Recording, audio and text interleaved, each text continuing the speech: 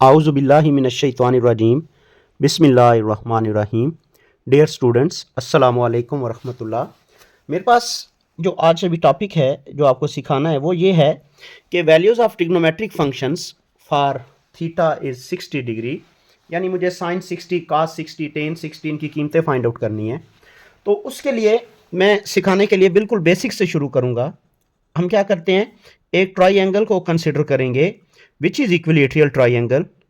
ये triangle equilateral triangle हम लें और मैं कहता हूं कि ये 60 डिग्री यहां पर इसका एंगल होगा, यहां पर भी 60 डिग्री एंगल होगा और यहां पर भी 60 डिग्री एंगल होगा। क्योंकि एंगल्स तीनों के तीनों एक जैसे हैं, इस वजह से जो इनकी साइड्स की लेंथ होगी दे मस्ट बी सेम। आप कोई भी ले सकते हैं। मैं 2 कंसिडर कर रहा हूं, 2 यहां पर भी 2, यहां पर भी 2।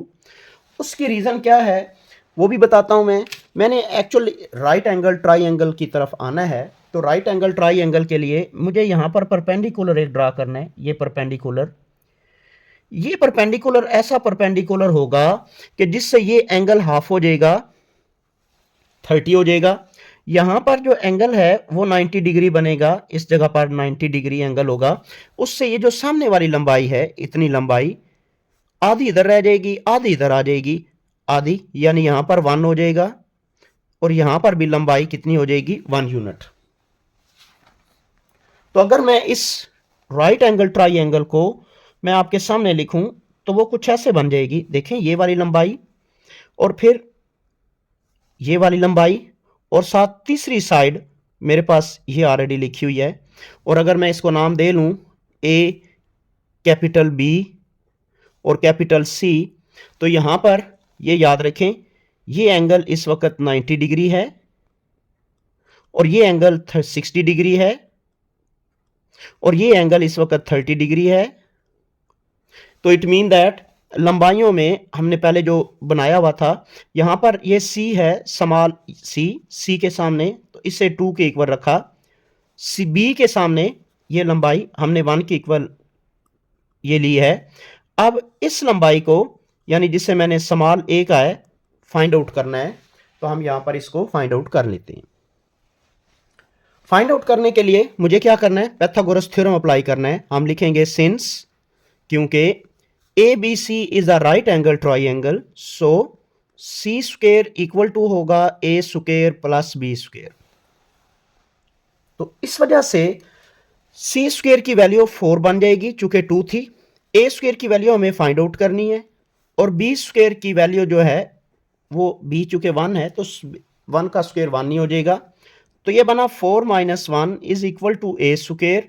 तो यहां से ए स्क्वायर की वैल्यू बन गई जी 4 - 1 यानी 3। तो वैल्यू ऑफ ए आ गई जी √3। लें जी, काम हमारे पास कंप्लीट हो चुका है। जो ए की वैल्यू है वो √3 लिख रहा हूं। अब मैं यहां पर वैल्यू लिखने लगा हूं साइन 60 डिग्री, ये इक्वल टू होगा जी A/C, यानी ए की जगह पर आ जाएगा √3 और सी की जगह पर आ जाएगा 2। तो बन गया, कीमत आ गई √3/2। सिमिलरली हम वैल्यू निकालते हैं cos 60। cos 60 बेस यानी B/C होगा। B की वैल्यू 1 है और C की वैल्यू 2। cos 60 कीमत होगी 1/2 और tan 60 डिग्री ये इक्वल टू होगा जी A/B। ए की वैल्यू √3 और बी की जगह पर आ जाएगा 1, तो वैल्यू बन गई इसकी √3। इसको यूज करते हुए मैं रेसिप्रोकल अगर लूं और मैं वैल्यू फाइंड आउट करूं साइन के रेसिप्रोकल की, यानी कोसिकेंट 60 डिग्री, तो ये वाला बनेगा C/A, तो इसकी कीमत बनेगी 2/√3। कोसिकेंट के बाद अगर मैं काज का रेसिप्रोकल लूं सीकेंट, तो इसकी वैल्यू बनेगी 2 और टेन का लेंगे तो उसे हम कहेंगे काट 60 डिग्री और उसको हम जब टेन का रेसिप्रोकल करेंगे तो 1/√3 आ जाएगा जी। तो ये मेरे पास 60 डिग्री के ऊपर ट्रिग्नोमेट्रिक फंक्शन की वैल्यूज आ जाती हैं जी।